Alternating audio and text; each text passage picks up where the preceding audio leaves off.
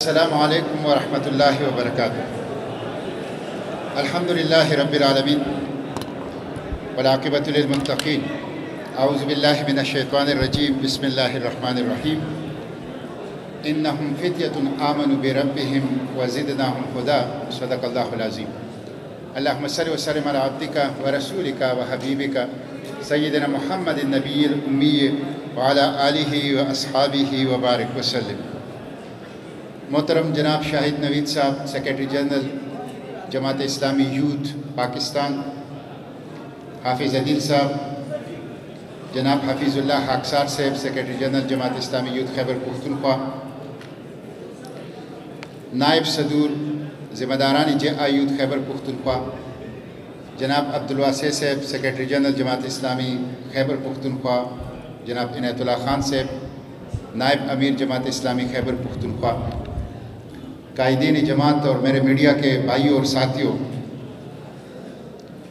سب سے پہلے تو میں آپ لوگوں کو یوم پاکستان پہ مبارکباد دیتا ہوں، اور ہم دعا گو ہیں کہ پاکستان اور اسی طرح یوم پاکستان کئی ہزار سال تک آئے۔ وہ جو قائد نے کہا تھا کہ there is no power on earth that can undo Pakistan, کرۂ ارض پر ایسی کوئی طاقت نہیں جو پاکستان کو مٹا سکے۔ انشاءاللہ پاکستان ہزاروں سال تک قائم رہے گا۔ تو میں آپ سب لوگوں کو یوم پاکستان پر مبارکباد دیتا ہوں، اور جماعت اسلامی یوتھ کے جو خیبر پختونخوا کی قیادت ہے، ان کو بالخصوص مبارکباد دیتا ہوں کہ انہوں نے یوم پاکستان جے آئی یوتھ لیڈرشپ کنونشن کا انعقاد کیا۔ باوجود یہ کہ شدید بارشیں ہو رہی ہیں، اور یہ بارشیں اپر چترال سے لے کر ڈیرہ اسماعیل خان تک ہو رہی ہیں، راستے بند ہیں، اور کل رات میں یہ سوچ رہا تھا کہ ہو سکتا ہے ہم اس پروگرام کو کینسل کریں، لیکن اس کے باوجود یہ آپ کی صوبائی ٹیم کا اور آپ لوگوں کی ہمت ہے، جرأت ہے، استقامت ہے، اپنے مقصد و نصب العین سے مشن سے کمٹمنٹ ہے کہ اس خراب موسم میں بھی آپ اتنی بڑی تعداد کے اندر اس لیڈرشپ کنونشن میں شریک ہیں۔ تو میں اس پہ جو صوبائی صدر ہیں جناب صدیق الرحمان پراچا صاحب، وہ بیچارے کل رات تک سرگرمیوں میں اور تیاریوں میں لگے رہے۔ آج ان کو 103 ٹیمپریچر ہے اور وہ گھر پہ بیڈ پہ پڑے ہیں۔ ہم ان کی صحتیابی کے لیے بھی دعا گو ہیں۔ تو یہ آپ کی جو کہ ڈسٹرکٹ لیڈرشپ ہے اور صوبائی لیڈرشپ آپ کی، یہ اس کی اپنی مقصد سے کمٹمنٹ کا ثبوت ہے کہ اس خراب موسم میں بھی اتنا بڑا پروگرام ہم منعقد کر رہے ہیں۔ اور میں بھی دیکھ رہا تھا اپر چترال سے بھی لوگ آئے ہیں۔ اپر چترال جو سب سے دور دراز چین کے سرحد کے ساتھ، تاجکستان کے سرحد کے ساتھ آخری ضلع ہے، وہاں سے بھی لوگ آئے ہیں۔ تو میں آپ سب لوگوں کو اس پہ مبارکباد دیتا ہوں، اور یہ اس بات کا ثبوت ہے۔ دیکھیں، یوم پاکستان اور پاکستان یہ اقبال کا تصور تھا، اور پاکستان کی طرح اقبال کا ایک اور تصور بھی تھا جس کو کہا جاتا ہے شاہین۔ آپ لوگ دراصل اقبال کے شاہین ہیں، اور اقبال نے شاہین کو پاکستان کے نوجوانوں کے لیے ایک آئیڈیل اور رول ماڈل کے طور پر پیش کیا ہے، اور وہ کہتے ہیں کہ نوجوانوں کو شاہین جیسا بننا چاہیے۔ آپ نے کبھی سوچا ہے اقبال نے یہ کام کیوں کیا؟ میں کل رات سوچ رہا تھا کہ اقبال نے اپنی کلام میں تقریباً 10 پرندوں کا ذکر کیا ہے۔ اقبال نے بلبل کا ذکر کیا ہے، اقبال نے طاؤس کا ذکر کیا ہے، اقبال نے کبوتر کا ذکر کیا ہے، اقبال نے حمام یعنی فاختہ کا ذکر کیا ہے، اقبال نے ممولی یعنی ایک اور چھوٹے سے پرندے کا ذکر کیا ہے، اقبال نے کنجشک یعنی چڑیا کا ذکر کیا ہے، اقبال نے خرگس یعنی گیت کا ذکر کیا ہے، اقبال نے زاغ یعنی کوے کا ذکر کیا ہے، اور اقبال نے شاہین اور باز کا بھی ذکر کیا۔ یہ پورے پرندوں کا تذکرہ اقبال کے کلام ہے، لیکن ان پورے پرندوں کے بجائے آخر شاہین اور باز کو کیوں نوجوانوں کے لیے آئیڈیل اور رول ماڈل بنائے؟ اقبال کہتے ہیں کہ یہ میں نے اس لیے بنایا ہے، اپنے خطوط کے اندر انہیں لکھا ہے کہ یہ جو شاہین ہے ان کی تمام خصوصیات انقلابی مرد مومن سے ملتی ہیں۔ انقلابی مرد مومن، ایک انقلابی نوجوان، اس سے اس کی تمام خصوصیات ملتی ہے۔ اس لیے میں نے پرندوں کا تذکرہ تو کیا ہے، 1 درجن پرندوں کا تذکرہ کیا ہے، لیکن جس پرندے کو آئیڈیل اور رول ماڈل پاکستان کے نوجوانوں کے سامنے رکھا ہے وہ مرد مومن کی خصوصیات والی شاہین اور باز ہے۔ اور وہ کہتے ہیں وہ کیا ہیں؟ وہ 5 خصوصیات ہیں۔ میں ایک ایک لائن میں آپ لوگوں کو بتاتا ہوں تاکہ آپ کو پتہ چلے کہ آپ کو یوم پاکستان پر جو اقبال کا تصور پاکستان ہے، اس تصور پاکستان کے ساتھ ہم ان کا تصور شاہین اور جو ایک انقلابی مرد مومن کا تصور ہیں وہ بھی لے لیں۔ وہ کہتے ہیں کہ میں نے اس لیے کہ سب سے پہلی چیز جو شاہین میں ہوتا ہے وہ غیرت اور خودداری ہے۔ وہ کبھی کسی کا مارا ہوا، شکار کیا ہوا شکار نہیں کھاتا۔ آپ نے کبھی گدھ کو دیکھا ہے؟ کرگس کو ٹپوس پشتوں میں کہتے ہیں۔ وہ درخت کے اوپر بیٹھا ہوتا ہے اور کوئی مردار کھڑی ہوتی ہے نیچے پڑی، تو اس کو جب سب جانور کھا لیں اور پیٹ بھر لیں اور چلے جائیں تو پھر گدھ اتر کر اس مردار کو کھانا شروع کر دیتا ہے۔ شاہین یہ نہیں کرتا، وہ غیرت مند ہوتا ہے، وہ خوددار ہوتا ہے، وہ کسی کا کیا ہوا شکار نہیں، وہ اپنی دنیا آپ پیدا کرتا ہے۔ یہ غیرت اور خودی اس شاہین کے اندر۔ دوسری چیز، اس کے اندر ایک فخر و استغنا ہوتا ہے جس کی وجہ سے وہ شاہین آشیانہ نہیں بناتا کہ شاہی بناتا نہیں آشیانہ۔ وہ آشیانہ نہیں بناتا، وہ کسی جگہ کا ہو کر نہیں رہتا۔ پوری کرۂ ارض اس کی ملکیت ہوتی ہے، پوری فضائیں اس کی ملکیت ہوتی ہے۔ وہ کہیں زمین کے ساتھ ٹک کر نہیں لگتا، وہ آفاقی سوچ اور آفاقی مشن اور آفاقی نظر رکھتا ہے۔ اور تیسری چیز وہ کہتے ہیں کہ وہ اس کے اندر یہ ہوتی ہے کہ اس کی نگاہ تیز ہوتی ہے، تیز نگاہ۔ آپ کو پتہ ہے شاہین کی نگاہ انسان سے 10 گنا زیادہ تیز ہوتی ہے، 10 گنا زیادہ تیز نگاہ کا مالک ہوتا ہے۔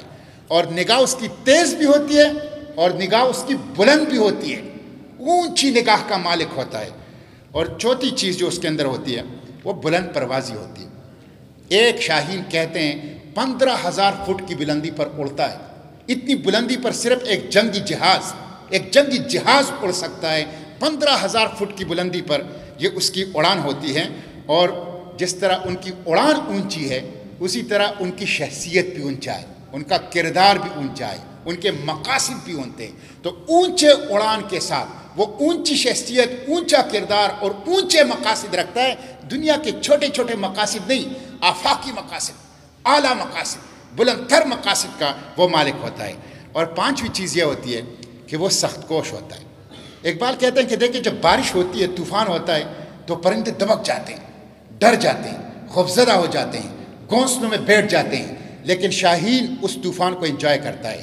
شاہین طوفان کے مخالف سمت میں اڑتا ہے، مخالف سمت میں، نہ صرف طوفان میں اڑتا ہے بلکہ مخالف سمت میں اڑتا ہے اور طوفان کی طاقت کو اپنی اونچی پرواز کے لیے زینے کے طور پر، ایک ٹول کے طور پر استعمال کرتا ہے اور کالے بادلوں سے اوپر اڑ جاتا ہے اور طوفان کو نیچے چھوڑ دیتا ہے۔ سخت کوش ہوتا ہے، وہ چیلنج کو قبول کرتا ہے، وہ چیلنج سے خوفزدہ نہیں ہوتا، وہ بڑے سے بڑے طوفان اور بڑے سے بڑے چیلنج کو آگے بڑھ کر قبول کرتا ہے اور اس چیلنج کو اپنی قوت اور اپنی طاقت اور اپنی پوٹینشل کو ایکسپلور کرنے کے لیے ایک ٹول اور ایک ذریعے کے طور پر وہ استعمال کرتا ہے۔ تو اس لیے اقبال کہتا ہے کہ میں نے شاہین کو، چونکہ اس کے اندر ایک مرد مومن، ایک انقلابی نوجوان کی خصوصیات ہوتی ہیں، تو میں پاکستان کے نوجوانوں کے لیے اس کو رول ماڈل، اس لیے جے آیوت شاہین ہیں اقبال کے۔ آپ اقبال کے شاہین ہیں۔ آپ نے چیلنج کو قبول کرنا ہے، آپ نے فخر و استغنا اختیار کرنا ہے، آپ نے غیرت اور حمیت کا مظاہرہ کرنا ہے اور آپ نے اونچی پرواز رکھنی ہے اور اس کے ذریعے سے پاکستان کو حقیقی معنوں میں، اقبال کا پاکستان، حقیقی معنوں میں قائد کا پاکستان وہ بنانا ہے۔ یہ جو 23 مارچ ہے، آج تقریباً 81 سال ہو گئے ہیں، 82واں سال شروع ہو گیا 23 مارچ 1940 کو۔ یہ 23 مارچ میں ہوا کیا تھا؟ 23 مارچ میں مینار پاکستان کے اندر 2 باتوں کا اعلان ہوا تھا مسلمانان بری شہر پاک و ہند نے۔ ایک تھا کہ ہم ایک سٹیٹ حاصل کریں گے، ہر صورت میں ایک ملک حاصل کریں گے، ہماری ایک ریاست ہوگی، ہماری ایک سٹیٹ ہوگی، اور دوسرا کہ اس سٹیٹ کے اندر اسلام کا نظام ہوگا، قرآن و سنت کا نظام ہوگا، نظام مصطفیٰ اس اسٹیٹ کے اندر ہوگا. سیکولر پاکستان، لبرل پاکستان، یہ نہ قائد اعظم نے تصور دیا ہے، نہ اقبال نے یہ تصور دیا ہے. سیکولرزم تو ہندوستان میں تھا، اب بھی ہے. لبرلزم تو پاکستان میں تھا، اب بھی ہے. یہ سیکولرزم اور لبرلزم کے لیے نہیں، نظام مصطفیٰ کے لیے، قرآن و سنت کے نظام کے لیے، اسلام کے نظام کے لیے.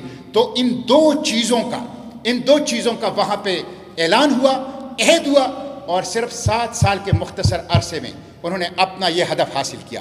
پاکستان ریاست حاصل کر لی، اور ایسا پاکستان جو پرامن ہو، جو باوقار ہو، جو خوشحال ہو، جو ترقی یافتہ ہو، جس میں امن ہو، جس میں انصاف ہو، جس میں تعلیم ہو، جس میں روزگار ہو، اور جس کے نتیجے میں مسلمانان بری شیر پاک و ہند ایک اچھے انداز سے عزت و احترام کے ساتھ دنیا کے قوموں کے ساتھ وہ رہ سکے.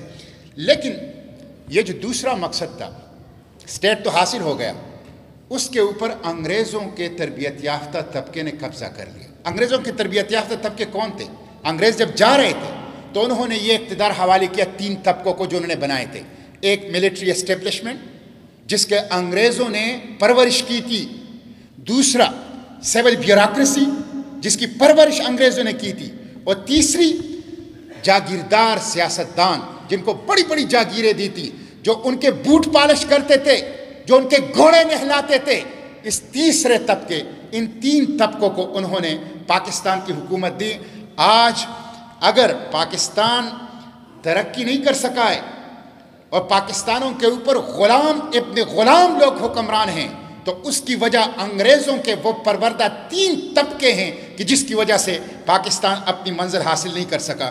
74 سال ہو گئے ہیں، لیکن وہ پاکستان جس کو اسلام کا مرکز بننا تھا اس کو امریکہ کا اڈا بنا دیا ہے. وہ پاکستان جس کو آزاد ملک بننا تھا اس کی غلامی FATF کی غلامی میں اس کو دیا گیا، IMF کی غلامی کے اندر اس کو دیا گیا. آج آپ دیکھ لیں پاکستان کی معیشت کو. پاکستان کا ہر باشندہ، ہر بچہ، ہر بوڑھا 2 لاکھ روپے کا مقروض ہے. پاکستان کے اوپر قرضوں کے پہاڑ ہیں، ہر پاکستانی 2 لاکھ روپے کا مقروض ہے. پاکستان کا قرضہ ناقابل ادا حد میں داخل ہو گیا، پیبل نہیں ہے. اتنا زیادہ قرضہ پاکستان کے اوپر چڑھا دیا گیا ہے کہ اب وہ ناقابل ادا حد کے اندر پہنچ چکا ہے. اور مہنگائی، آٹا، چینی، چاول، گھی، دالیں، یہ ضروریاتی زندگی ہے. ضروریاتی زندگی انسانوں کی، پاکستانیوں کے بس سے باہر ہو رہی ہیں. پیٹرول اور ڈیزل کی قیمتوں میں اضافہ، گیس اور بجلی کی قیمتوں میں اضافہ، ادویات کی قیمتوں میں اضافہ، یہ وہ چیزیں ہیں جسے عام پاکستانی استعمال کرتا ہے. بدترین اضافہ، اور عوام کو عوام کی چیخیں نکال دیے. عوام کو شدید تکلیف اس مہنگائی کے بم اور سونامی کے ذریعے سے دیا گیا ہے. آج معیشت کی یہ صورتحال ہے. 74 سالوں میں انگریزوں کے اس پروردہ طبقے نے پاکستان کو تعلیم یافتہ بھی نہیں بنایا، حالانکہ چین ہم سے 2 سال بعد 1949 میں آزاد ہوا ہے. آج دنیا کا ایک سپر پاور بنتا جا رہا ہے. 60% خواندگی ہے، اور خواندہ بھی اس کو کہتے ہیں کہ جو اپنا نام لکھ پڑھ سکیں. ہم کہتے ہیں یہ تعلیم یافتہ ہے. کوئی عالمی معیار کی یونیورسٹی پاکستان میں نہیں ہے، ایک بھی انٹرنیشنل سٹینڈرڈ کی یونیورسٹی 74 سالوں میں یہ بغیرت حکمران اس پاکستان کے 22 کروڑ عوام کو وہ نہیں دے سکے ہیں. آج پاکستان میں 2 کروڑ 15 لاکھ بچے اسکولوں سے محروم ہیں. یونیسکو کہتا ہے کہ پاکستان ان ٹاپ 3 ممالک میں ہیں جہاں آؤٹ آف سکول بچے سب سے زیادہ ہیں. آؤٹ آف سکول بچے سب سے زیادہ ہیں. اور صحت کی یہ صورتحال ہے کہ پوری دنیا سے پولیو ختم ہو گیا، پوری دنیا سے. افریقہ سے بھی، افریقہ جیسے غریب ملک سے بھی پولیو ختم ہو گیا. لیکن پاکستان اور افغانستان تو جنگ زدہ ملک ہے، وہاں تو گزشتہ 40 سال سے جنگ ہے، لیکن ابھی تک پاکستان کے اندر پولیو ہے، بچوں کی سٹنٹنگ ہے، ویسٹنگ ہے. اور پاکستان دنیا میں بچوں کے لیے سب سے خطرناک ممالک میں شمار ہوتا ہے. 9 کروڑ لوگ اس وقت پاکستان میں غربت کی لکیر سے نیچے زندگی گزار رہے ہیں. اور 74 سال میں یہ کالج نہیں دے سکے، یونیورسٹی نہیں دے سکے، یہ سپیس ٹیکنالوجی نہیں دے سکے. 74 سالوں میں یہ تو بڑی بات ہے، پینے کا صاف پانی بھی نہیں دے سکے. 62% پاکستانی پینے کے صاف پانی سے محروم ہیں. یہ ان کے کالے کرتوت ہیں، یہ ان کے جرائم ہیں. جو گزشتہ 74 سال سے یہ ملٹری اسٹیبلشمنٹ، یہ سول بیوروکریسی اور یہ انگریزوں کے مراعات یافتہ جاگیردار اور سرمایہ دار طبقہ مختلف پارٹیوں کے نام سے پاکستان کے اوپر حکومت کر رہا ہے۔ بے روزگاری ہے، 10 لاکھ نوجوان ہر سال جاب مارکیٹ میں انٹری کر لیتے ہیں، 10 لاکھ نوجوان، کوئی روزگار نہیں ہے، نہ ملک کے اندر روزگار ہے نوجوانوں کے لیے، نہ بیرونی ملک نوجوانوں کے لیے روزگار ہے، نہ حکومت کے پاس کوئی پلان ہے کہ یہ جو ہمارے نوجوان ہیں، جو ایسڈ ہے، جو اثاثہ ہے، ان کو روزگار کیسے دیں، ان کو ترقی کا انجن کیسے بنائیں، ان کو ڈرائیونگ فورس پاکستان کی خوشحالی کے لیے کیسے بنائیں۔ کوئی منصوبہ نہیں ہے، انصاف بھی نہیں ہے۔ سپریم کورٹ آف پاکستان کہتا ہے 20 لاکھ مقدمات زیر التوا ہیں، 20 لاکھ مقدمات زیر التوا ہیں۔ انصاف اور عدالت کی دروازہ وہ سونے کی چابی سے کھلتا ہے، غریب آدمی کے لیے کوئی انصاف نہیں ہے، غریب آدمی کے لیے تعزیر ہے، ہتھکڑیاں ہیں، جیل ہے، جرمانے ہیں۔ اور ایک طبقہ ہے جو پرویز مشرف کا ہے، ایک طبقہ ہے جو راؤ انور کا ہے، ایک طبقہ ہے جو احسان اللہ احسان کا ہے، ایک طبقہ ہے جو جنرل عاصم سلیم باجوہ پاپا جونز کا ہے۔ وہ ہر قسم کے قانون سے بالا تر ہے، ہر قسم کے قانون سے بالا تر ہے۔ یہ ظلم اور ظلم کا یہ نظام آج اس پاکستان میں ان کی وجہ سے قائم ہے۔ اس لیے میرے بھائیوں، اس پاکستان کی جو موجودہ صورتحال کا نقشہ میں نے آپ کو کھینچا ہے، اس کے بنیادی ذمہ دار وہ لوگ ہیں کہ جنہوں نے 74 سال سے اس پاکستان کے اوپر خواہ وردی والے ہیں، خواہ واسکٹ والے ہیں، خواہ ڈکٹیٹر ہیں، خواہ جمہوری ہیں، انہوں نے پاکستان کے اوپر جو حکومت کی ہے وہ اس جرم کے ذمہ دار ہیں، اور یہ ان کا قومی جرم ہے کہ پاکستان کو سیاسی جماعتیں کیا ہیں۔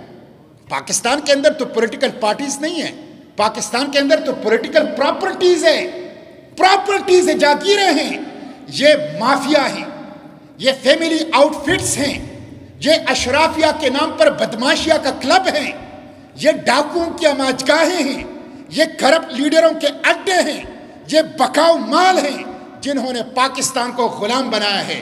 پیپلز پارٹی میں آپ کو یہ نظر آئے گا، مسلم لیگ میں آپ کو یہ نظر آئے گا، اور پی ٹی آئی تو چوروں کا ٹولہ ہے، چوروں کا۔ پیپلز پارٹی اور مسلم لیگ اور ایم کیو ایم اور سارے چور وہاں سے نکل کر چوروں کی اس نئی اکٹ اور ٹولے جس کا نام پی ٹی آئی ہے اس کے اندر جمع ہوئے ہیں۔ جمہوریت ان کے لیے ہے، عوام کے لیے جمہوریت نہیں ہے۔ جمہوریت کے ثمرات چند خاندانوں تک ہے، پارٹیاں چند خاندانوں کا کلب ہے، انہوں نے پاکستان کو غلام بنایا ہے۔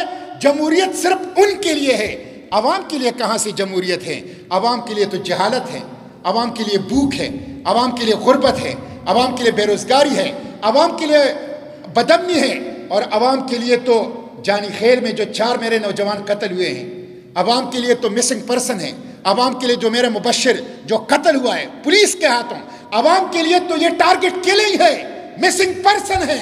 اور جمہوریت، اس کے ثمرات، اس کی خوشحالیاں وہ صرف ان طبقوں کے لیے ہیں جو ان پارٹیوں میں ہیں اور جنہوں نے پاکستان کو یرغمال کیا ہے۔ یہ وہ طبقہ ہے جنہوں نے پاکستان، اقبال کے پاکستان، قائد کے پاکستان کو 1971 کے اندر 2 لاکھ کر دیا، انہوں نے 2 ٹکڑے کر دیا پاکستان کو، یہ ذمہ دار ہیں۔ انہوں نے کشمیر کو بیچ دیا ہے، مودی کو بیچ دیا ہے کشمیر کو۔ گلگت بلتستان کو صوبہ بنانا، ڈی جی ملٹری آپریشنز کا آپس میں معاہدہ کرنا اور ماضی کو دفن کرنے کے بیانات دینا، یہ اس بات کا ثبوت ہے کہ تم لوگوں نے 1971 میں اس ملک کو 2 ٹکڑے کر دیا، اور اب پاکستان کے شہرک جس کو بابائی قوم نے شہرک کر دیا ہے اس کو بیچ دیا ہے۔ یہ ان کے جرائم ہیں۔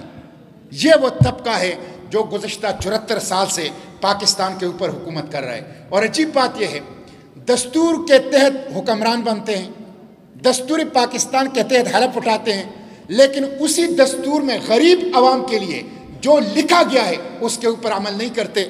آرٹیکل 30 سے آرٹیکل 40 تک پرنسپلز آف پالیسی ہے، پاکستان کے دستور ہے، اس میں کھل کر لکھا ہے کہ ریاست کی اور حکومت کی یہ ذمہ داری ہوگی کہ وہ لوگوں کو روزگار دے گا، لوگوں کو تعلیم دے گا، لوگوں کو صحت دے گا، لوگوں کو مکان دے گا، لوگوں کو انصاف دے گا، لوگوں کو امن دے گا۔ اس میں کھل کر لکھا ہوا ہے یہ اسی دستور کے تحت حکومت کرتے ہیں، اسی دستور کے تحت حلف اٹھاتے ہیں، لیکن اس دستور میں جو لکھا گیا ہے عوام کے لیے وہ پھر عوام کو نہیں دیتے۔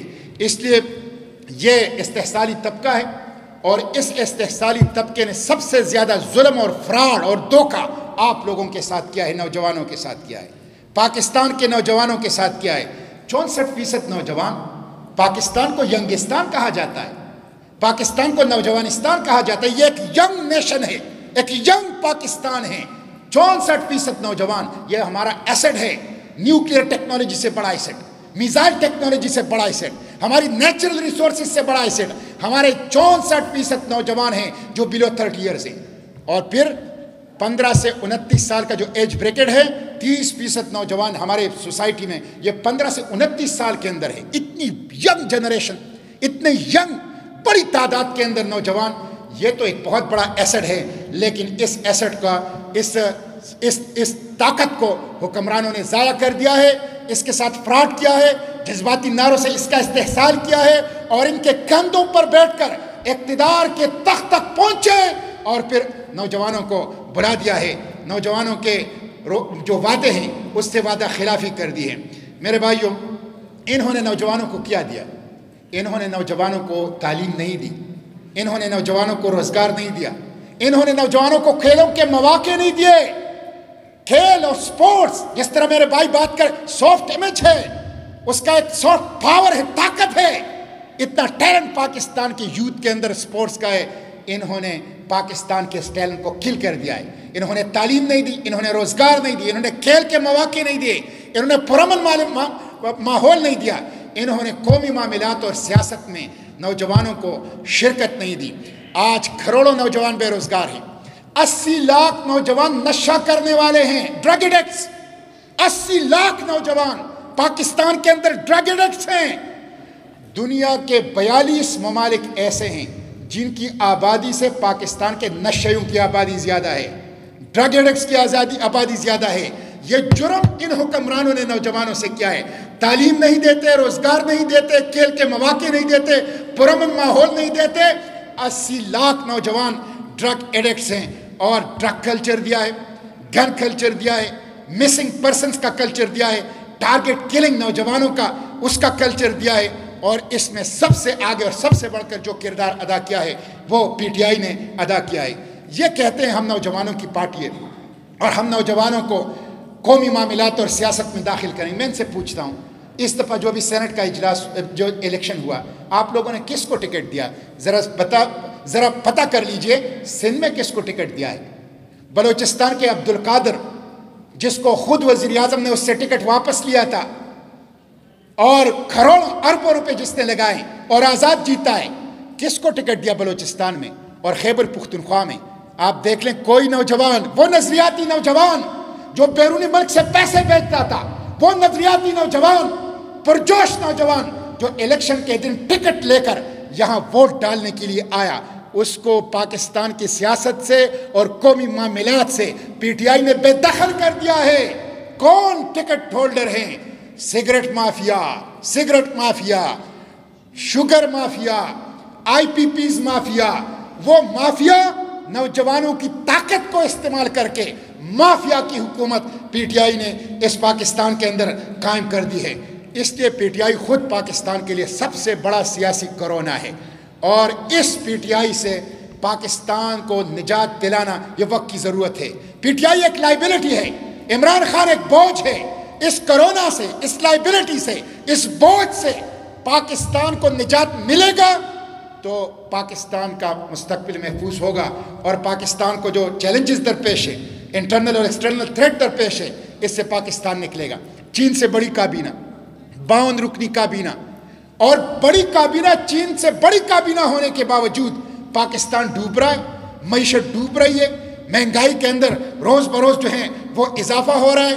یہ چور ہیں، یہ مافیا ہیں، اور یہ مافیا کا کلب ہے۔ اس وجہ سے پاکستان کی معیشت گر رہی ہے، اور پاکستان کے اندر وہ مہنگائی کے اندر اضافہ ہو رہا ہے۔ اور یہ کہتے ہیں مدینے کی ریاست قائم کریں گے، جو تھوک کے حساب سے بک جاتے ہیں، جو پیاز اور ٹماٹر بیر اور بکری کی طرح اپنے اوپر برائے فروخت اور فار سیل کا بورڈ لگا لیتے ہیں، وہ مدینے کی ریاست قائم کریں گے، وہ مدینے کی ریاست قائم کریں گے۔ یہ صوبائی اسمبلی میں بکتے ہیں، یہ قومی اسمبلی میں بکتے ہیں، یہ سینٹ کے اندر بکتے ہیں۔ یہ پاکستان کے اندر مدینے کی ریاست تو بڑی بات ہے، ان کے ہاتھوں پاکستان کا مستقبل رسک پہ ہے، یہ سیکیورٹی رسک ہے۔ ابھی آپ دیکھ لیں، انہوں نے 4 فیصلے کیے۔ ایک، انہوں نے کہا کہ اسٹیٹ بینک آف پاکستان کو خود مختاری دیتے ہیں۔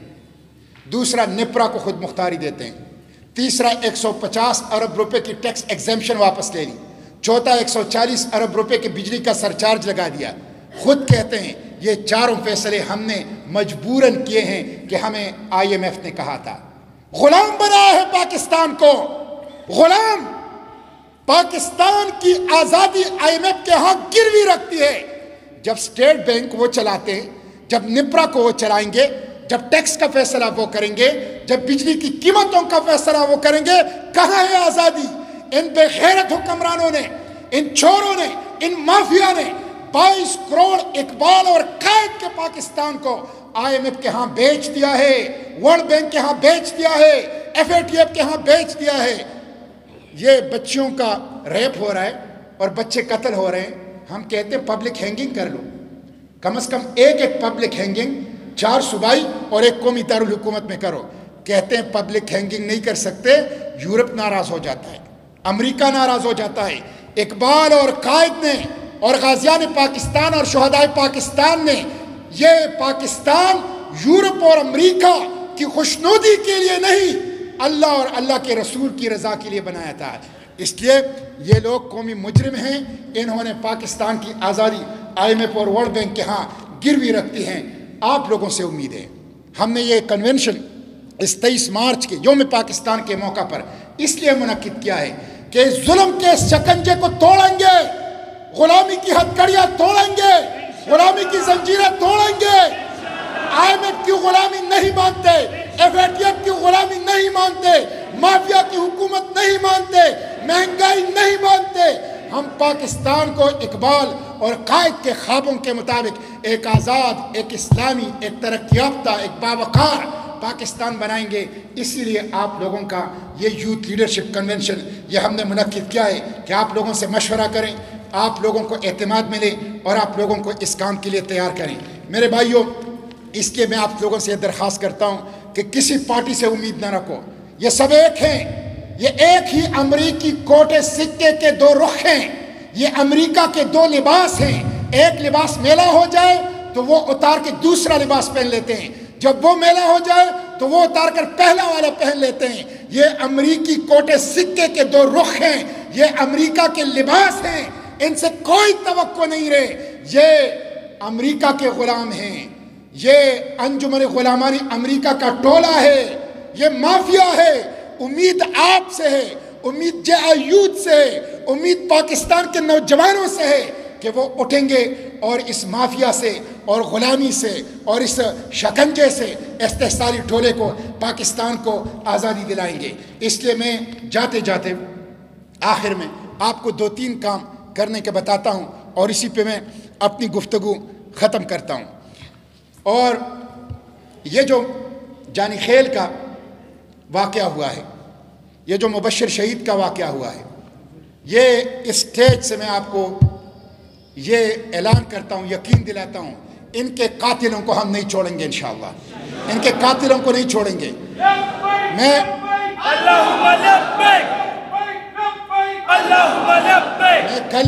کل بھی مسنگ پرسنز کا جو دھرنا تھا ممن ضلع سے، ہماری عزت مآب پختون خواتین اپنے برقعوں کے اندر، وہ خواتین جو کبھی اپنے گھر سے نہیں نکلی، وہ پشاور پریس کلب کے سامنے آئے تھے۔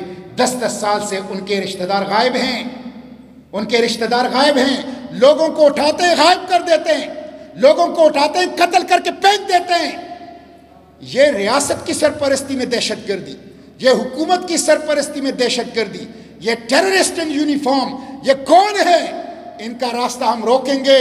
ہم مظلوم عوام کی آواز بنیں گے، ہم دردمندوں کی آواز بنیں گے، ہم مبشر شہید کی آواز بنیں گے، ہم جانی خیل کے 4 نوجوانوں کی آواز بنیں گے، ہم ہزاروں مسنگ پرسن کی آواز بنیں گے۔ ہم پاکستان کے عوام کو امید دلائیں گے، ان کی ترجمانی کریں گے، اور ظلم کی اور تاریکیوں کی اور اندھیروں کی اس نظام کو، دہشت گردی کے اور ٹارگٹ کلنگ اور مسنگ پرسن کے اس نظام کے لوٹ مار اور کرپشن اور مافیا کے اس نظام کو انشاءاللہ اس سے پاکستان کے عوام کو نجات دلائیں گے۔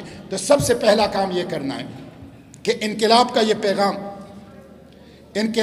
پیغام یہ آپ نے گھر گھر تک پہنچانا ہے۔ یہ جو میں نے باتیں کی یہ گھر گھر تک پہنچانا، یہی جماعت کا بیانیہ ہے، یہ ہمارا نیریٹو ہے۔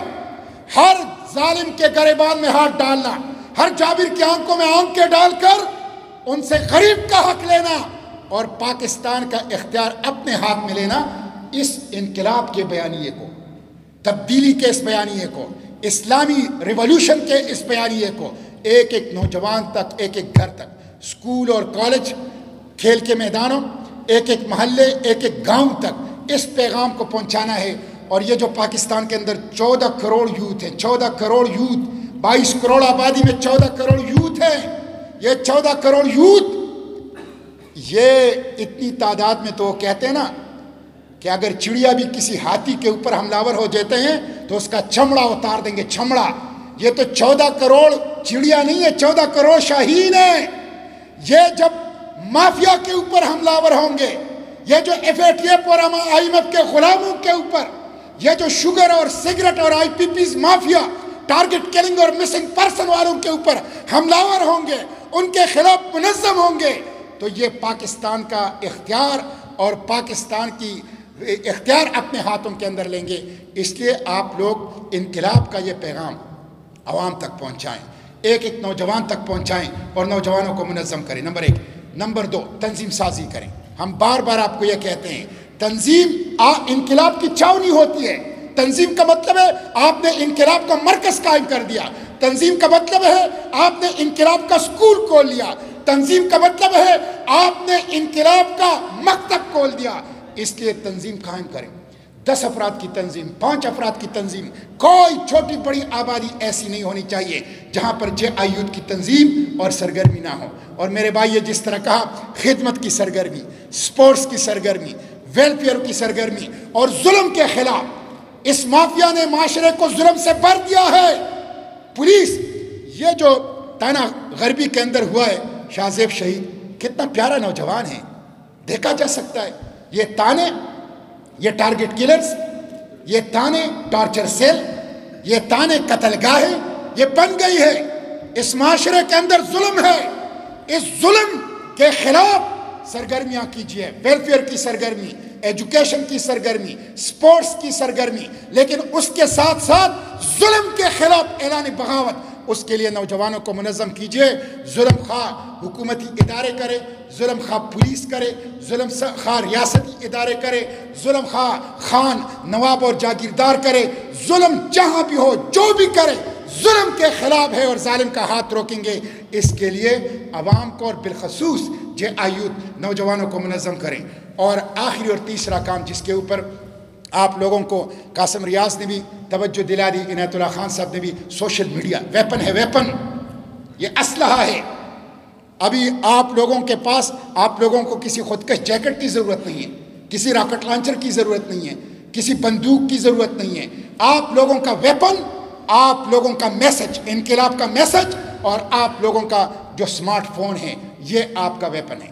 میسج ہو اور پھر سمارٹ فون، اور اس کے جو 4 ٹولز پلیٹ فارمز ہیں، واٹس ایپ کو، فیس بک کو، انسٹاگرام کو اور ٹویٹر کو، ان چاروں کو JIU کی تمام لیڈرشپ کے لیے لازم ہے کہ ان کے پاس سمارٹ فون ہو اور وہ ان چاروں پلیٹ فارمز کو، سوشل میڈیا کو بھرپور انداز سے اپنے انقلاب کے پیغام کو پروپیگیٹ کرنے کے لیے، ہر نوجوان تک ایکسس کے لیے اور نوجوانوں کو اپنے اس میسج کے گرد جمع کرنے کے لیے اس سوشل میڈیا کو استعمال کریں۔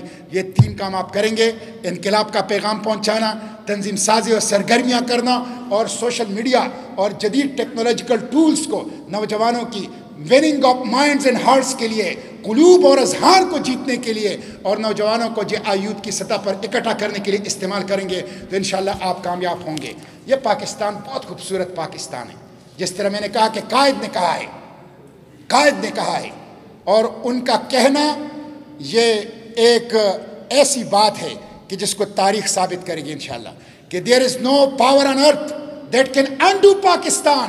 اور قائد نے کہا ہے کہ اگر پاکستان کے لیے ہمیں لڑنا پڑا تو ہم دریاؤں میں، جنگلوں میں، پہاڑوں میں، صحراؤں میں، بیابانوں میں لڑیں گے، آخری فرد تک لڑیں گے، آخری گولی تک لڑیں گے، لیکن پاکستان کے لیے لڑیں گے۔ دنیا کی کوئی طاقت نہ کشمیر کو بیچ سکتا ہے اور نہ پاکستان کو مٹا سکتا ہے۔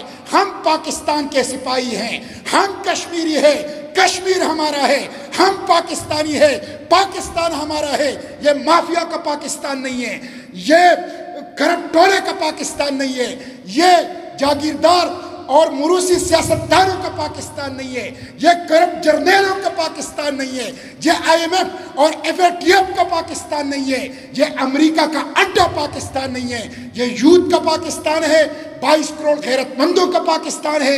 انشاءاللہ یہ جو دریاؤں کا پاکستان ہے، پہاڑوں کا پاکستان ہے، صحراؤں کا پاکستان ہے اور 22 کروڑ غیرت مندوں کا پاکستان ہے، دنیا کی بہترین معدنیات سے بھرا ہوا بھرپور پاکستان ہے۔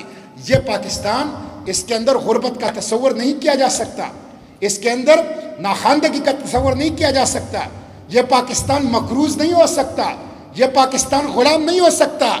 ہمارے پاکستان کے اور ترقی کے راستے میں یہ مافیا رکاوٹ ہے، یہ مافیا، یہ جو میں نے آپ کو 3 مافیا گنوائے ہیں۔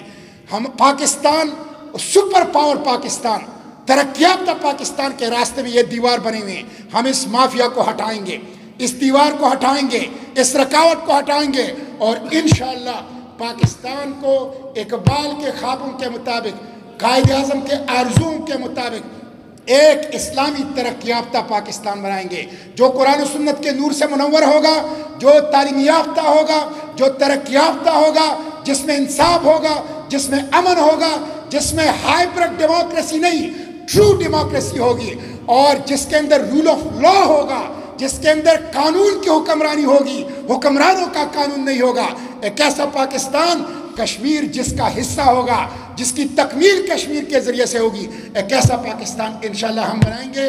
یہ ہمارا عزم ہے، اور 2023 کا انتخاب اور اس سے پہلے بلدیاتی اس کے لیے ہم ایک ٹول کے طور پر استعمال کریں گے۔ وآخر دعوانا ان الحمدللہ رب العالمین۔